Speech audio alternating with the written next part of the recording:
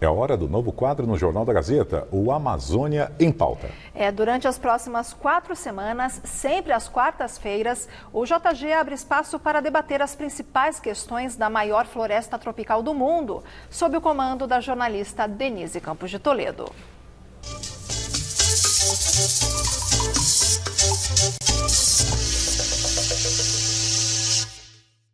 E vamos falar agora sobre os desafios da preservação da Amazônia e do meio ambiente no Brasil. Eu converso com o Aldo Rebelo, ex-ministro da Defesa e relator do Código Florestal. Aldo Rebelo, boa noite. Boa noite, Denise. Parabéns. Obrigada. É preciso falar da Amazônia, do meio ambiente. E como relator do Código Florestal, tem chamado a atenção algumas declarações suas, no sentido de que não há desmatamento descontrolado na Amazônia e as modalidades ilegais dessa prática devem ser reprimidas, mas o que acontece é uma tragédia de erros e equívocos. Aldo Rebelo, eu queria maiores esclarecimentos sobre essa sua posição, você que cuidou do Código Florestal. Denise, na Amazônia, há 27 milhões de brasileiros que vivem por lá. Isso é mais do que a população do Chile, do Paraguai e do Uruguai reunidas. E é uma população que vive lá secularmente. Há relatos de 200, 300 anos sobre a vida econômica, a agricultura, a pecuária na Amazônia. São mais de 1 milhão de famílias de agricultores, só de assentados dos sem terra, são aproximadamente 500 mil famílias que lá foram sendo assentadas por vários governos. Portanto, a atividade criminosa é uma atividade residual, ela não chega a 3% dos agricultores que vivem por lá, que podem se envolver, eventualmente, em queimada ilegal e desmatamento ilegal. O que há é que uma parte dos agricultores tem direito a uma parcela reduzida da sua propriedade, que são 20%, 80% ele tem que destinar para a proteção ambiental, e essa parcela, muitas vezes, de 20%, ele ainda não desmatou, ele ainda não ocupou, ele ainda não utilizou para a agricultura e para a pecuária. E quando se apura o desmatamento, o órgão que apura, o satélite, ele não sabe o que é desmatamento ilegal do desmatamento legal. Quem faz a leitura, quem interpreta a imagem do satélite é quem deveria fazer essa distinção que nem sempre, infelizmente, faz e causa confusão, de que todo desmatamento é criminoso e toda queimada. Você tem a queimada do índio, você tem a do agricultor de baixa tecnologia, tudo isso é envolvido numa estatística criminosa, causando a confusão de que a Amazônia seria habitada por agricultores que cometem crime. 97% são famílias de agricultores pequenos, médios e grandes, honrados, trabalhadores, vivendo em condições muito difíceis, não são criminosos. Agora, nós tivemos no último final de semana algumas reportagens que mostraram que grandes fazendeiros ainda continuam provocando queimadas na região. Aliás, nós fechamos o mês de julho com um novo recorde, com um avanço muito forte em relação ao ano passado. Isso são dados do INPE e são recordes que têm sido batidos. Então, de fato, há um problema em relação a queimadas. Na sua visão, isso não deveria causar preocupação maior? A queimada deve causar preocupação em todo lugar, inclusive aí em São Paulo, até recentemente e no Nordeste, a prática do manejo nos canaviais era queimar os canaviais. Quem viajava aí para Ribeirão Preto, Franca, Barretos, eu viajei muitas vezes, encontrava as rodovias, a Bandeirantes, a Anhanguera, intransitáveis por fumaça de queimada de canaviais. Isso veio acabar recentemente. Na Amazônia, a queimada é um manejo antigo dos índios, que chama de coivara. Eles limpam o terreno queimando. Muitos agricultores fazem isso como manejo. Não é a floresta que está pegando fogo, já é a área ocupada pelo homem, que pode ser queimada ou por esse manejo de baixa tecnologia que ainda existe, ou por atividade criminosa, que, como eu disse, é uma atividade residual ou então uma atividade acidental, como acontece nos Estados Unidos, na África, na Rússia, na Europa. Portugal queima parques, florestas, a Califórnia, nos Estados Unidos, queima, e nem sempre isso é atividade criminosa. Agora, como o governo tem errado muito em explicar a Amazônia e em defender a Amazônia, esse erro contribui para que a imagem do Brasil internamente e principalmente lá fora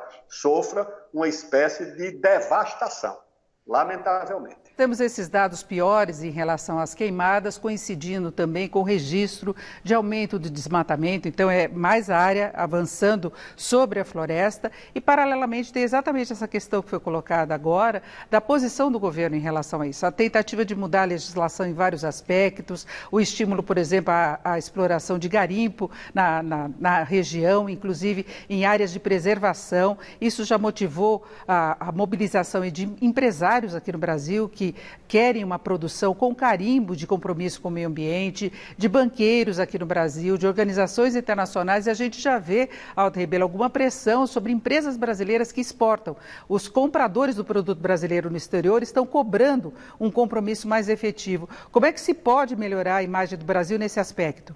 Que nenhum país do mundo tem compromissos legais, compromissos formais, compromissos de fato com a proteção ambiental do que o Brasil.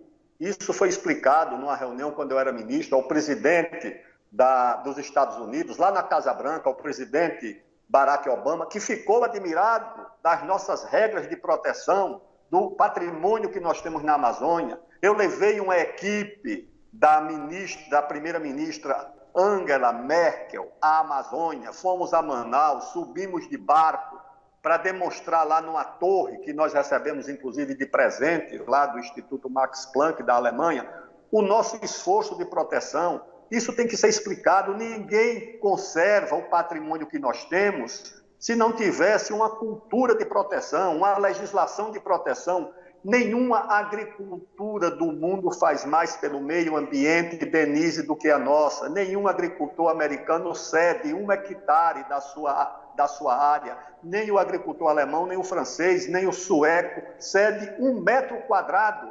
Na Amazônia, nós cedemos 80%. O agricultor que tem 100 hectares, ele só usa 20, ou só pode usar 20. 80 é para a proteção do meio ambiente.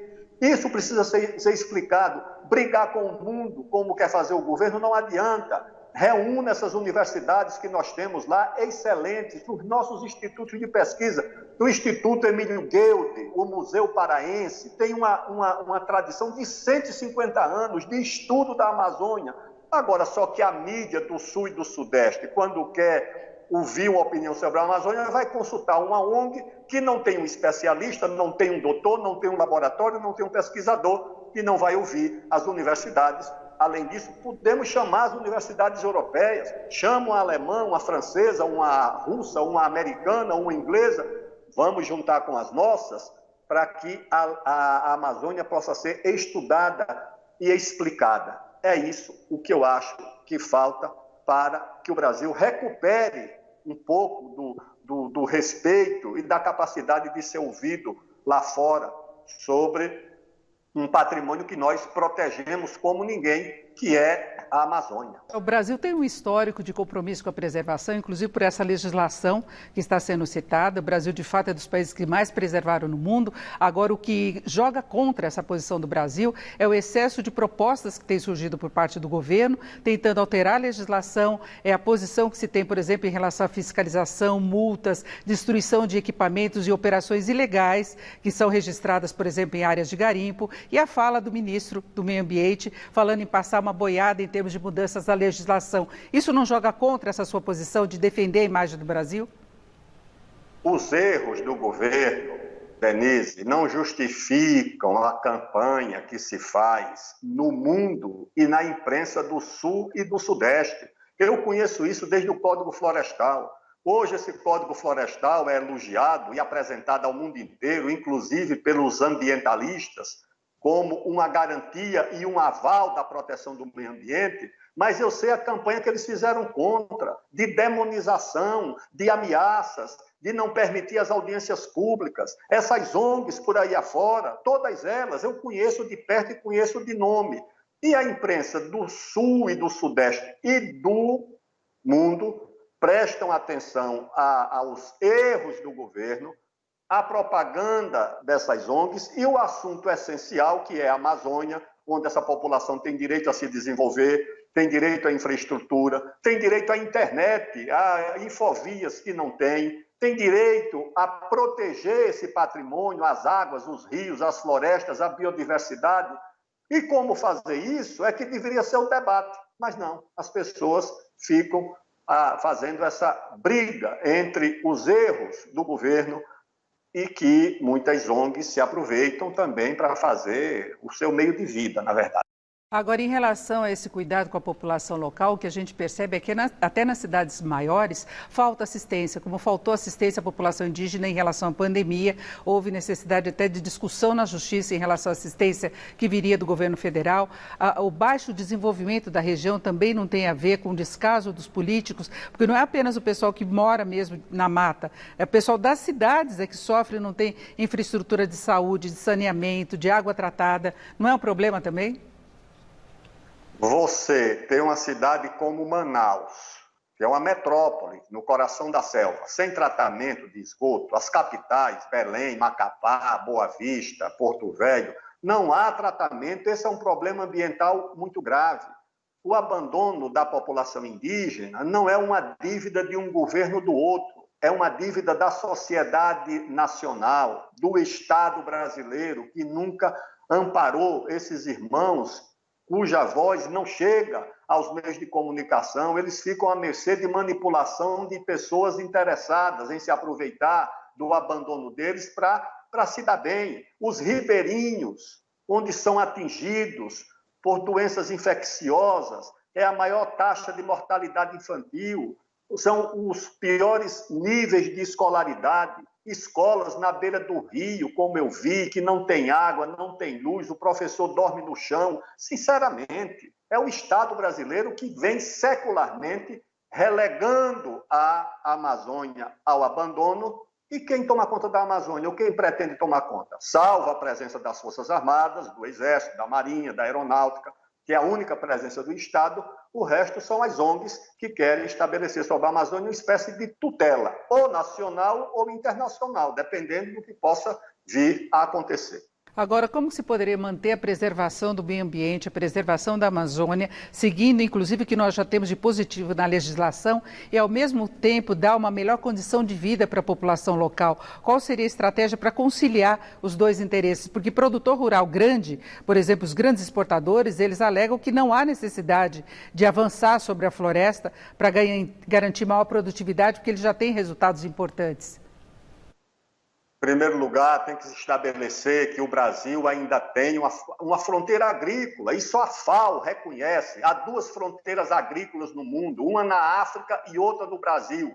E querem nos privar dessa fronteira agrícola. Querem nos privar da fronteira mineral. Você imagine que tem gente que acha que 2/3 do nosso território, que constituem a Amazônia, não pode haver mineração. Isso arrisca ou ameaça o meio ambiente? Não, o estado do Amazonas tem de floresta, Denise, só o estado do Amazonas, um dos estados da Amazônia, só o estado do Amazonas tem de floresta.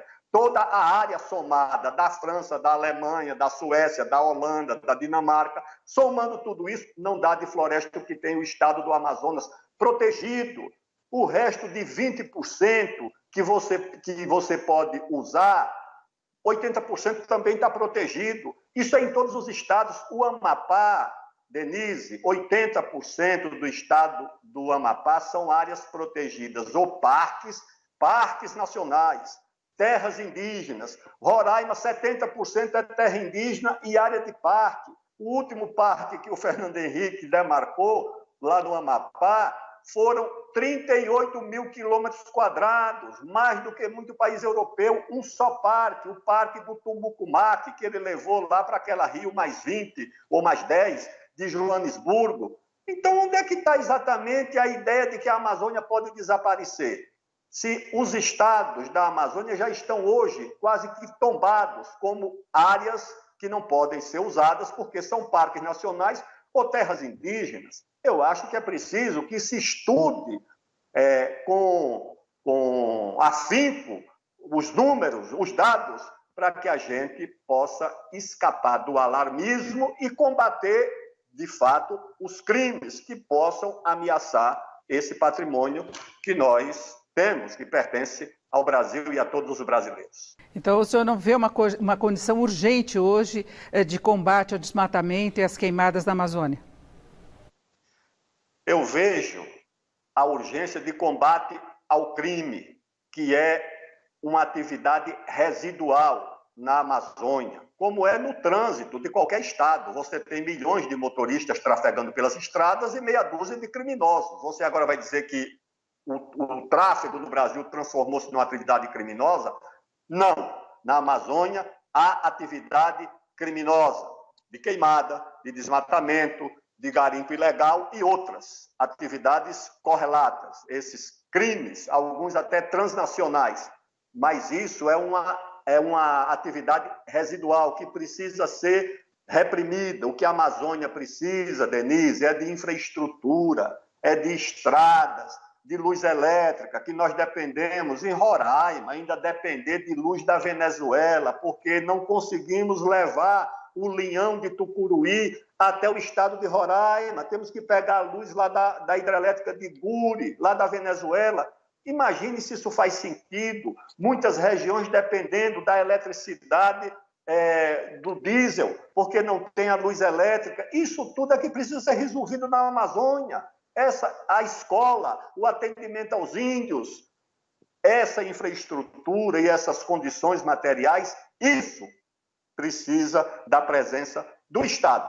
E o crime precisa ser combatido com os meios de que o Estado dispõe, com atividade policial. Eu conversei com o Aldo Rebelo, ex-ministro da Defesa e relator do Código Florestal. Aldo, muito obrigada, uma boa noite. Parabéns, Denise. Com vocês.